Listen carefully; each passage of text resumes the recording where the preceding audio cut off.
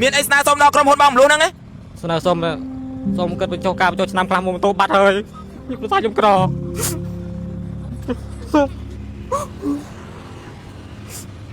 ជីវិតវាមានតែប៉ុណ្្នឹងទេបងលឿអត់ បាទ តស៊ូទៀតលឿអត់កុំចោះចាញ់ត្រឹមប៉ុណ្្នឹងអស់ម៉ូតូកុំឲ្យតែអស់ជីវិតលឿអត់ថ្ងៃក្រោយកុំចេះតែជឿទុកចិត្តគេអ្នកនៅភ្នំពេញពេកលឿអត់បង បាទ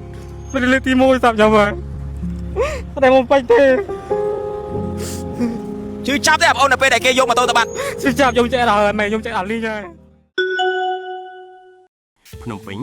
រឿងរ៉ាវដ៏គួរឲ្យអាណិតអាសូរមួយបានកើតឡើងចំពោះយុវជនវ័យ19ឆ្នាំម្នាក់ដែលចាកចេញពីស្រុកកំណើតឯខេត្តបន្ទាយមានជ័យមកស៊ីឈ្នួលធ្វើសំណាងនៅភ្នំពេញតែបែរជាត្រូវមិត្តភ័ក្តិទើបនឹងស្គាល់គ្នាឈ្មោះអាប៊ូខ្ចីម៉ូតូ Honda Dream ស៊េរីឆ្នាំ2026ស្លាកលេខភ្នំពេញ 1LX4 4200 ជិះមួយផ្លែតតែជនខិលខូចនោះក៏បានស៊ីដាច់ញប់ទៅបាត់រហូតមកដល់ថ្ងៃនេះ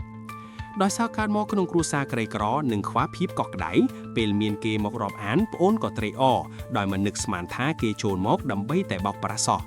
អ្វីដែលកាន់តែខ្លោចចិត្តគឺប្អូនប្រុសបានត្រឹមតែឈរយំនិងលើកដៃសំពះអង្វរដល់ក្រុមហ៊ុនបងរំលោះសូមក្តីអនុគ្រោះព្រោះពេលនេះខ្លួនទាល់ដំរីហើយសូម្បីតែលួយជីកង់3ទៅជួបខាងក្រុមហ៊ុនក៏គ្មានដែរ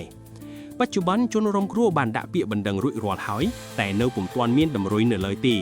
នេះគឺជាមេរៀនជីវិតមួយដ៏ជូរចត់សម្រាប់អ្នកចំណាក់ស្រុកស៊ូមគុំងាយទុកចិត្តមនុស្សដែលទើបនឹងស្គាល់គ្នានៅភ្នំពេញពេកជៀសវាងរងគ្រោះដោយយុវជនខាងលើ